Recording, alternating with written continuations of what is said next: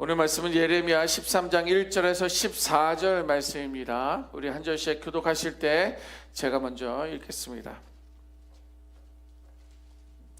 여호와께서 이와 같이 내게 이르시되 너는 가서 배 띠를 사서 내 허리에 띠고 물에 적시지 말라 하시기로 내가 여호와의 말씀대로 띠를 사서 내 허리띠에 띠니라. 여호와의 말씀이 다시 내게 임하여 이르시되 너는 사서 내 허리에 띈 띠를 가지고 일어나 유브라데로 가서 거기서 그것을 바위 틈에 감추라 하시기로 내가 여호와께서 내게 명령하신 대로 가서 그것을 유브라데 물가에 감추니라. 여러 날 후에 여호와께서 내게 이르시되 내가 네게 명령하여 거기에 감추게 한 띠를 가져오라 하시기로 내가 유브라데로 가서 그 감추었던 곳을 파고 띠를 가져오니 띠가 썩어서 쓸 수 없게 되었더라. 여호와의 말씀이 내게 임하니라. 이르시되 여호와께서 이와 같이 말씀하시니라. 내가 유다의 교만과 예루살렘의 큰 교만을 이같이 썩게 하리라. 이 악한 백성이 내 말 듣기를 거절하고 그 마음에 완악한 대로 행하며 다른 신들을 따라 그를 섬기며 그에게 절하니 그들이 이 띠가 쓸 수 없음 같이 되리라. 여호와의 말씀이니라. 띠가 사람의 허리에 속함 같이 내가 이스라엘 온 집과 유다 온 집으로 내게 속하게 하며 그들로 내 백성이 되게 하며 내 이름과 명예와 영광이 되게 하려었으나 그들이 듣지 아니하였느니라. 그러므로 너는 이 말로 그들에게 이르기를 이스라엘의 하나님 여호와의 말씀에 모든 가죽 부대가 포도주로 차리라 하셨다 하라. 그리하면 그들이 내게 이르기를 모든 가죽 부대가 포도주로 찰 줄을 우리가 어찌 알지 못하리요 하리니 너는 다시 그들에게 이르기를 여호와의 말씀에 보라 내가 이 땅의 모든 주민과 다윗의 왕위에 앉은 왕들과 제사장들과 선지자들과 예루살렘 모든 주민으로 잔뜩 취하게 하고 또 그들로 피차 충돌하여 상하게 하되 부자 사이에도 그러하게 할 것이라. 내가 그들을 불쌍히 여기지 아니하며 사랑하지 아니하며 아끼지 아니하고 멸하리라 하셨다 하라. 여호와의 말씀이니라. 아멘. 오늘 본문에서 하나님께서는 예레미야에게 명령하시며 오늘의 본문도 또 시작이 그렇게 됩니다. 그런데 오늘 본문은 다른 날과처럼 하나님의 명령하심 가운데 오늘 본문은 좀 다른 사뭇 다른 낯선 그러한 명령입니다. 오늘 13장 1절 말씀인데 제가 한번 읽어보도록 하겠습니다. 여호와께서 이와 같이 내게 이르시되 너는 가서 배 띠를 사서 내 허리에 띠고 물에 적시지 말라. 이렇게 기록하고 있어요. 무슨 말이니까 배띠라는 것은 세마포로 만들어진 허리띠를 말하는 거예요. 그것을 구입을 하라는 거예요. 또 그것을 허리에 띠라. 그리고 물에 적시지 말아라. 이렇게 세 가지 명령으로 이렇게 말씀해 주고 있습니다. 왜 하나님은 새 허리띠를 사서 그것을 허리에 띠게 하셨을까요? 구체적으로 배띠, 가죽띠도 있었을 텐데 여러 가지 띠가 있었을 텐데 왜 구체적인 그 모델명을 말씀해 주시고 상품명을 구체적으로 이렇게 제시를 하고 계실까요? 여러분, 허리띠는요 옷과 몸살을 이어주는 가장 가까운 물건입니다. 허리띠가 몸에서 멀어지면 그 옷은 이내 흘러내리게 되어 있습니다. 여러분들 성경 이야기로 된 영화 같은 거 보면 그 사람들은 큰 천을 가지고 이렇게 둘러가지고 있지 않습니까? 그래서 넉넉하면 천을 이렇게 덮어서 이불처럼 덮어서 이렇게 입고 다니기도 하고 또 어떤 사람들은 이렇게 띠를 띠는 어떤 그런 모습들을 보게 되는데 그들의 그 옷은 너무나 중요합니다. 저녁에는 그것이 덮는 이불과 같기 때문에 예전에 사사 기드온이 그 사람들을 죽이고 옷을 가져왔다는 것은 결코 그들이 잠을 자지 못하도록 추위에 떨라고 할 정도의 어떤 그렇게 소중한 물건인데 옷에 허리띠가 없으면 흘러내리게 되어 있습니다. 여기서 뱃띠는요, 세마포로 만든 띠를 말하는 거예요. 세마포는 성경에서 거룩함과 정결함을 상징을 합니다. 그래서 구약의 제사장들은요, 그 베옷으로 세마포로 옷을 만들어 입게 되어서 제사장들이 그 세마포로 된 옷을 입었다는 것은 거룩한 하나님과의 관계를 상징하는 것이 바로 그 세마포 곧 배라는 거예요. 이 세마포로 제작한 허리띠를, 허리에 띠라는 말씀은 무엇입니까? 하나님과 긴밀하게 밀착되어 있는 것을 말하고 있는 것이고, 그것이야말로 생명의 관계가 되어 있음을 말해주고 있는 것입니다.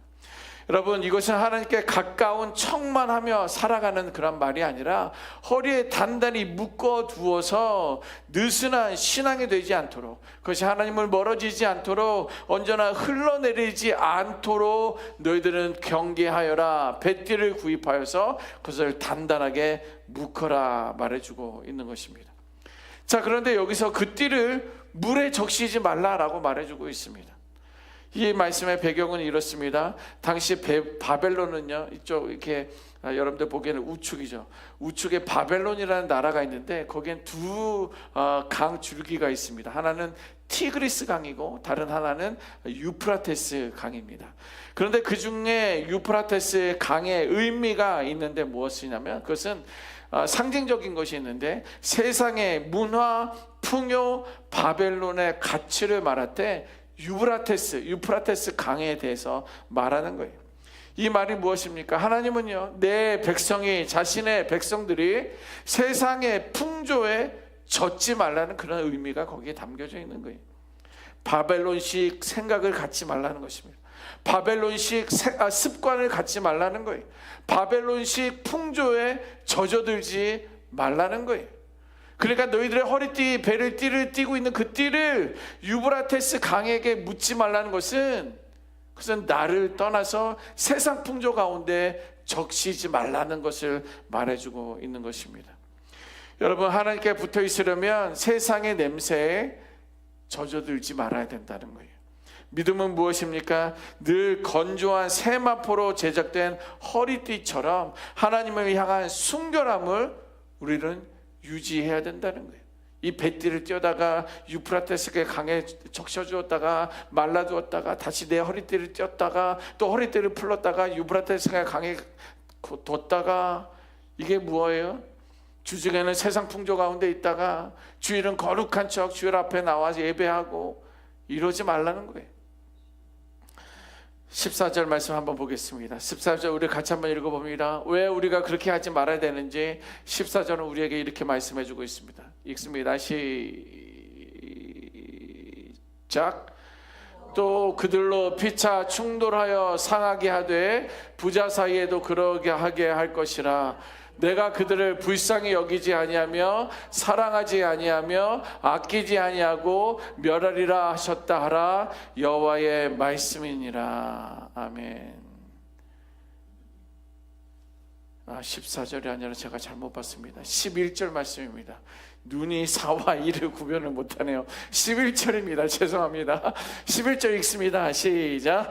여호와의 말씀이니라. 띠가 사람의 허리에 속함같이 내가 이스라엘 온 집과 유다 온 집으로 내게 속하게 하여 그들로 내 백성이 되게 하여 내 이름과 명예와 영광이 되게 하려 하였으나 그들이 듣지 아니하였느니라.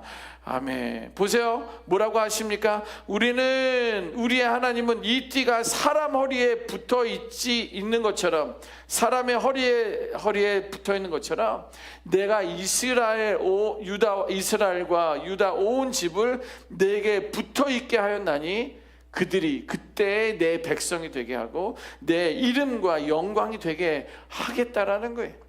그 띠가 나에게 붙어 있어야지만이 내 영광이 되고 내 백성이 되고 이 모든 것을 누린다라는 거예요. 그러니까 하나님은 몸이고 여기선 띠는 누구를 말하는 거예요? 네, 이스라엘 백성들을 말하는 거예요. 여러분, 이스라엘은 하나님의 허리띠였습니다. 그를 상징하고 있는 거예요.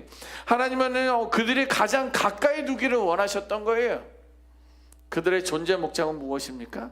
그 하나님의 몸의 허리띠가 되어서 하나님의 영광이 되는 것이 그들의 존재의 목적이었다라는 것입니다. 자, 그런데 하나님은요, 예레미야에게 이제는 그 띠를 유브라데 강가에 있는 바위에다가 숨기라라고 말하고 있는 거예요.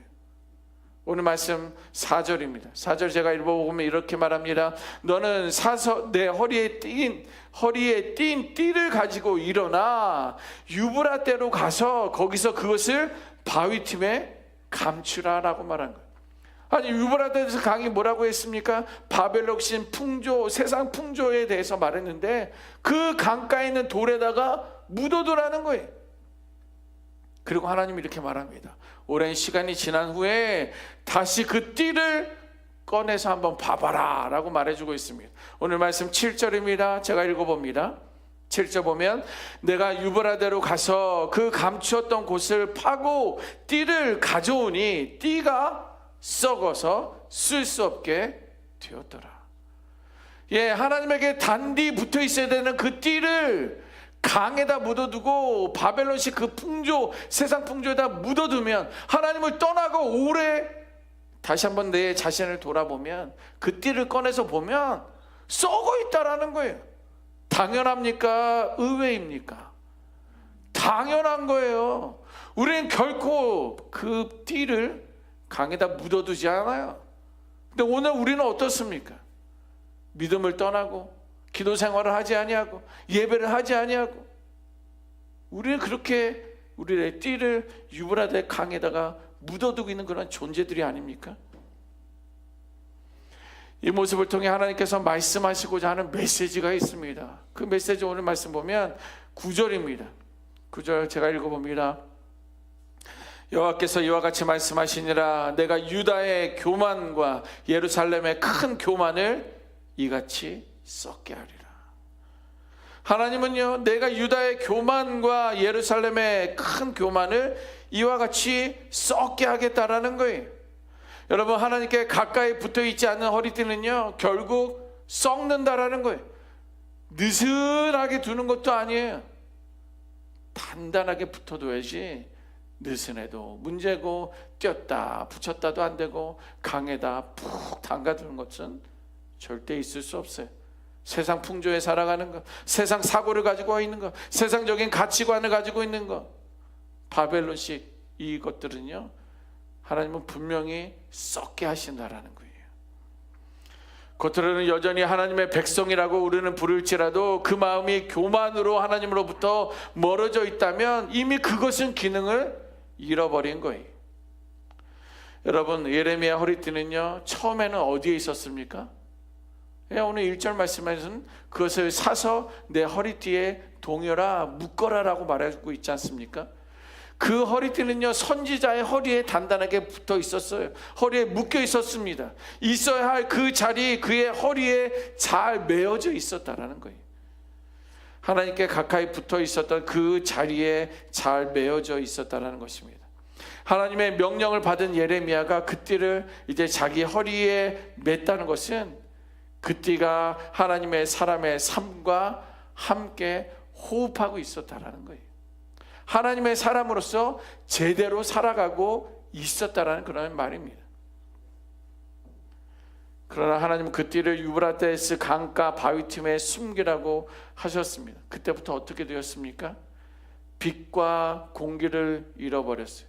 어둠 속에 묻혀져 있었습니다. 여러분, 이것이 바로 이스라엘의 모습이에요.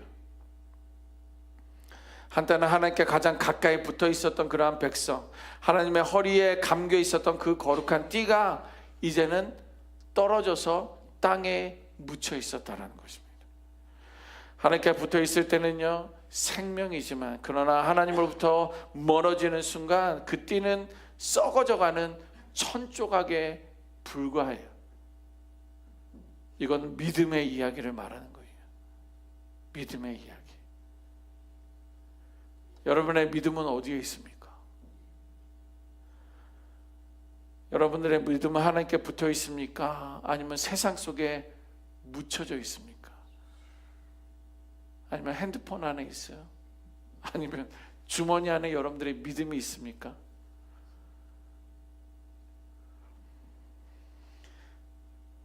여러분, 하나님께서 붙여주신 그 가까움을 우리는 자주 잃어버리는 경우들이 있어요.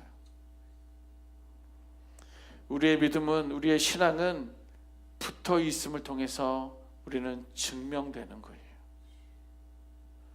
겉으로 아무리 거룩한 말을 한다 할지라도, 종교적인 행위를 반복적으로 한다 할지라도, 하나님께 붙어 있지 않으면 그것은 이미 썩어져 있는 띠와 다르지 않다는 것입니다. 처음에는 어땠습니까? 뜨겁고 간절했었던 우리들의 믿음, 또 기도의 자리마다 눈물로 하나님을 붙들었었던 그러한 마음과 사모함, 지금은 세상의 흙먼지 속에 붙어 있지 않은지 한번 되돌아보시길 바랍니다. 여러분, 허리띠는요, 아무리 좋은 재질이라도 주인의 허리띠에서 떨어지면 의미가 없는 거예요. 한 번은요, 제가 허리띠를 선물을 받은 적이 있습니다. 고가의 허리띠예요. 여러분, 고가의 허리띠는 얼마인지 아십니까?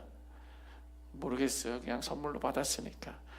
그런데 그 고가의 허리띠가 좀 부담이 되는 거예요. 그래서 이 상표를 알아볼 수 있을 텐데, 그래서 막 이렇게 겸손하게 손을 모으고 허리띠를 가리고 다녔어요.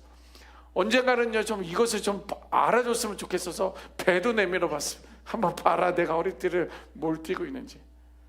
그런데 여러분, 하루는요, 허리띠의 버클 부분이 부러졌어요. 어떻게 되었어요? 아무리 고가의 허리띠라 해도, 유명 메이커로 만들어진 그 허리띠라 해도 흘러내리는 바지를 버클이 부러진 거는 잡아내지 못하는 거예요.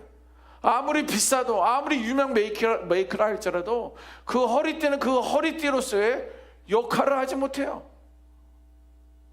신앙도 마찬가지입니다. 하나님께 붙어 있을 때만 그분의 뜻을 붙들 수 있는 힘이 생기는 거예요.